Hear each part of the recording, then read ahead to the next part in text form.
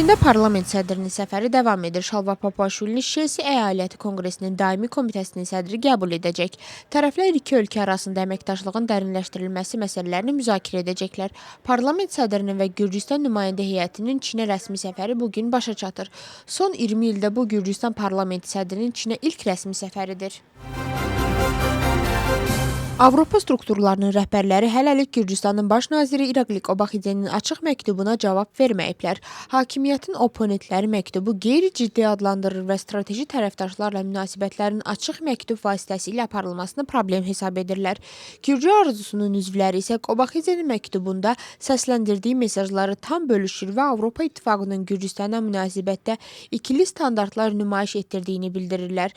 Məktub Avropa Komissiyasının prezidenti Ursula von der Leyenə, Avropa Şurasının prezidenti Antonio Coştaya və Avropa Parlamentinin prezidenti Roberto Metsola'ya ünvanlanıb.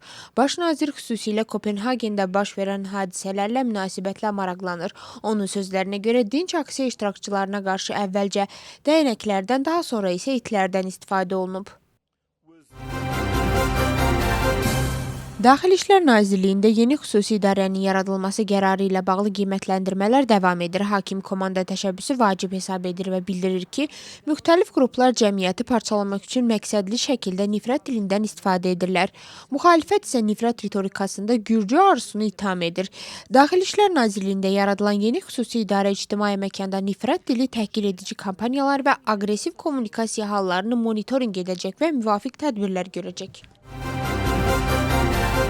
İsrailin Gürcüstandakı səfirliyi Tbilisidə İsrail dövlətinin müstəqilliyinin 78-ci il dönümünü təntənəli qəbul ilə qeyd edib. Tədbirdə rəsmi şəxslər, diplomatik korpusun nümayəndələri, vətəndaş cəmiyyəti və mədəniyyət sahəsinin təmsilciləri iştirak ediblər. İsrailin müstəqillik gününün bu ilki mövzusu olan yenilənmənin gücü həm İsrailin milli yolunu, həm də İsrail ilə Gürcüstan arasındakı tərəfdaşlığı əks etdirir. ABŞ-ın vitse-prezidenti J.D. Vance Ağ Evdə jurnalistlərlə söhbəti zamanı İranın nüvə silahına sahib olması ehtimalını qəti şəkildə istisna edib. Bununla yanaşı o bildirib ki, danışıqlarda müəyyən irəliləyiş müşahidə olunur və zərurət yaranarsa, hərbi variantda nəzərdən keçirilə bilər. Danışıqların çətinliyindən danışan Vance İranın mövqeyi həmişə aydın olmayan mürəkkəb tərəf kimi xarakterizə edib. O, həmçinin zənginləşdirilmiş İran uranının Rusiyanın nəzarətinə verilməsi ilə bağlı yayılan məlumatları təkzib edib. Saysız hesabsız rənglərimiz var adlı tədbir Rustaveli teatrında mədəni müxtəliflik gününə həsr olunaraq keçirilib. Tədbirdə həm Gürcü, həm də müxtəlif xalqların folklor ənənələrindən ilhamlanan musiqi əsərləri, vokal və xoreografik kompozisiyaları təqdim olunub.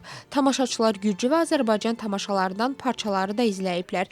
Mədəni müxtəliflik günü mədəniyyətlər arası dialoqun inkişafını, müxtəlifliyin tanınması və mədəni irsin qorunmasını təşviq edir. Tədbir Gürcüstanın Mədəniyyət Nazirliyi və Tbilisi meriyasının dəstəyi ilə təşkil olunub.